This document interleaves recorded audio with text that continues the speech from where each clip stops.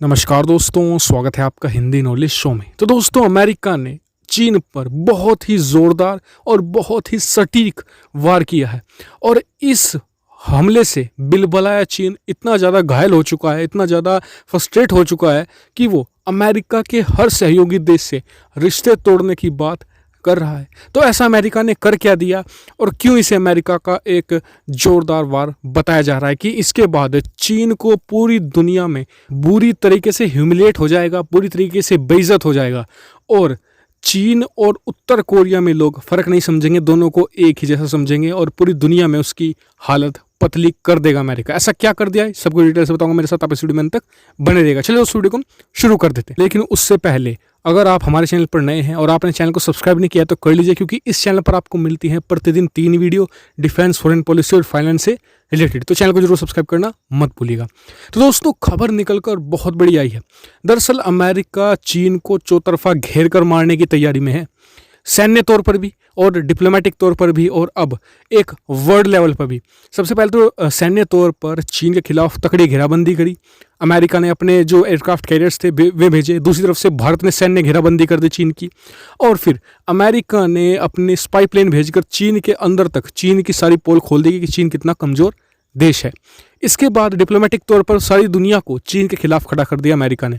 लेकिन अब world level पर चीन को बदनाम करना और चीन की प्रतिष्ठा को कड़ी चोट पहुंचा कर चीन से कम्युनिस्ट सत्ता को उखाड़ फेंकना, यही रणनीति है अमेरिका की। रणनीति अमेरिका पिछले 50 से 60 सालों से अपनाता आया है और इसमें काफ़ी कामयाब भी रहा है। चाहे वो सद्दाम हुसैन की सत्ता को चुनौती देना हो और फिर लीबिया से शासकों को हटाना हो, यानी कि अमेरिका की रणनीति बहुत ही ज़्यादा कामयाब रही है। और ऐसा नहीं है कि अमेरिका की इस रणनीति को चीन नहीं जानता, वो जानता है और तभी इतना घबराया हुआ और गुस्साया हुआ बैठा है। दरअसल आप सभी लोग जानते होंगे कि नोबेल शांति पुरस्कार ये दुनिया के सबसे बड़े पुरस्कार होते हैं और नोबेल शांति पुरस्कार को हर साल 10 दिसंबर को अनाउंस करता है नॉर्वे। लेकिन इस बार खबरें ये हैं कि अमेरिका चीन पर भयंकर प्रहार करने वाला है। अमेरिका नॉर्वे के जरिए हांगकांग के प्रदर्शनकारियों को ये पुरस्कार दिलवाने वाला है। इससे अमेरिका को असल में फ़ायदा क्या होगा? देखिए, अमेरिका क्या करता है, जब भी कोई दुश्मन देश है उस पर हमला बोलना हो या स्थिति ऐसी हो कि उससे लड़ाई हो सकती है अमेरिका की, तो अमेरिका अलग अलग चैनल के जरिए, अलग अलग देशों के जरिए, जो उसके एलाई देश हैं, उस देश को पूरी दुनिया में इतनी हद तक बदनाम कर देता है कि वो देश चाहे गलत हो चाहे सही हो, अमेरिका चाहे गलत भी हो, लेकिन उसी देश का साथ, यानी कि अमेरिका का ही साथ सब लोग देते हैं। उदाहरण के तौर पर जब इराक पर हमला बोला था अमेरिका ने, तो सभी देशों को पता था कि इराक के पास कोई केमिकल हथियार नहीं है। लेकिन फिर भी अमेरिका ने इस हद तक प्रचार कर दिया था, इस हद तक दुष्प्रचार किया था इराक का कि सभी देश, सारे नेटो देश खड़े हो गए थे अमेरिका के साथ और सद्दाम हुसैन को सत्ता से उखाड़ फेंका था। यही पासा फेंक रहा है अमेरिका। उसे पहले पूरी दुनिया की प्रेस के जरिए चीन को बदनाम कर रहा है भयंकर तरीके से, और नोबेल पीस प्राइज़ देना, यानी कि जो हांगकांग के प्रदर्शनकारी है उसमें उस आग में घी डालने जैसा है, क्योंकि उन प्रदर्शनकारियों को अब लगेगा कि न सिर्फ अमेरिका बल्कि पूरी दुनिया उनके साथ खड़ी है और उन्हें सही मान रही है, जबकि चीन को गलत मान रही है। तो वो और ज़्यादा प्रदर्शन तेज करेंगे और चीन पूरी दुनिया में इतनी ज़्यादा ह्यूमिलेट होगा।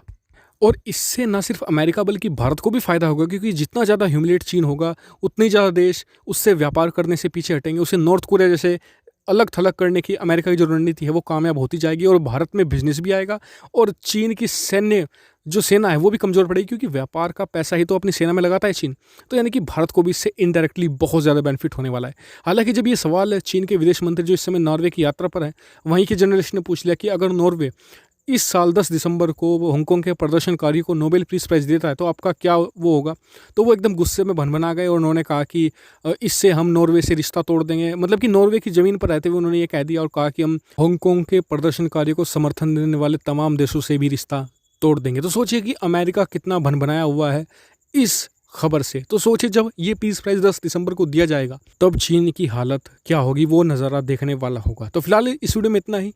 इस टॉपिक पर मुझे और ज़्यादा अपडेट मिलते जाएंगे, मैं आपको सूचित करता रहूँगा, तो आप चैनल को जरूर सब्सक्राइब कर लीजिएगा। वीडियो देखने के लिए एक बार फिर से आपका बहुत बहुत धन्यवाद। Thank you very much for watching video.